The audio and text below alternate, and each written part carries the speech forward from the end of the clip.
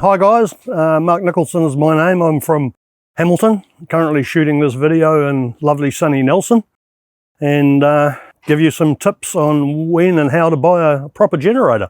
My wife and I, we've pretty much worked all our lives. I've been self-employed in the motor industry for nearly all my life, and she was primarily involved in the stationary industry. We had our first motorhome built in 04-05, and we did our first trip down south just after that. My wife got ill in our last trip down here, unfortunately, and just to make her life a little bit easier, I decided we would get ourselves a new generator. And part of the requirement of that was that it was a remote start generator, which I haven't had before. I've had numerous other ones, which I found to be unreliable and cumbersome. So I did a lot of research on generators before I bought the GT, and I really struggled to find anything that even came near it as far as value for money is concerned. And the fact that it's electric start, but not only electric start, is also remote start, which means we can leave it out in the cupboard in the motorhome, and my wife can just hit the button inside and it's away. There are a lot of other generators on the market that are similar to the GT. A lot of them priced a lot more than the GT and haven't got that electric start facility, and that was a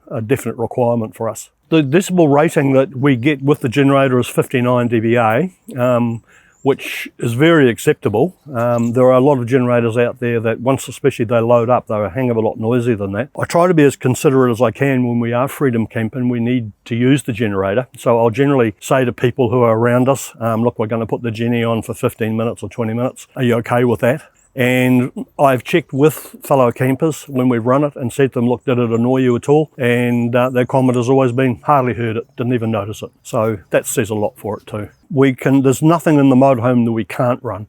It'll run the fridge, which is a three-way anyhow. So when we're camping, generally we're running that on gas, but it will run the fridge, microwave, which is a 1200 watt, a toaster, hot water cylinder, basically everything. We also run an inverter, so we can use this for battery top-up if we get 3 or 4 grey days. And that's also, we can charge off this directly, our cell phones, anything to do with a USB port. We do run Victron gear in here. The solar controller and charging system is Victron. It's a 100 bar 50. Quite an expensive unit, but very, very reliable, developed out of the marine industry. And in the combination of the solar we have with that Victron, it works very well. We have a 335 amp hour deep cycle battery, which is rather large. It weighs around 70 kilos, and the system works exceptionally well. Normally by 10 in the morning, we're fully charged and ready to go for the day.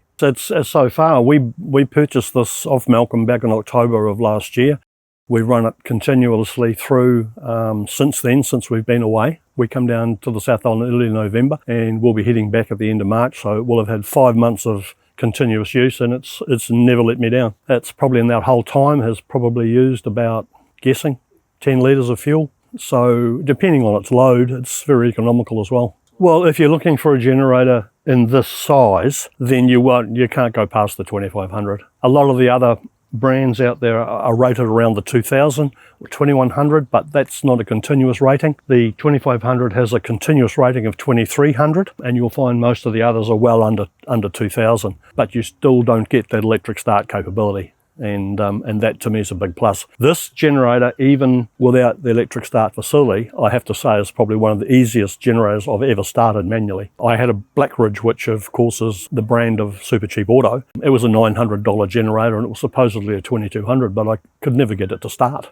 Very frustrating. I actually went online, to be truthful, and one of the other generator companies produced a brochure which I downloaded, and it broke down the actual drawer of the components. It had a start drawer, and then it had a run drawer. So I could look at then and say, right, well, the microwave's going to take this, it runs at that, and we can actually run the microwave in conjunction even with a toaster, which are both fairly high drawer items.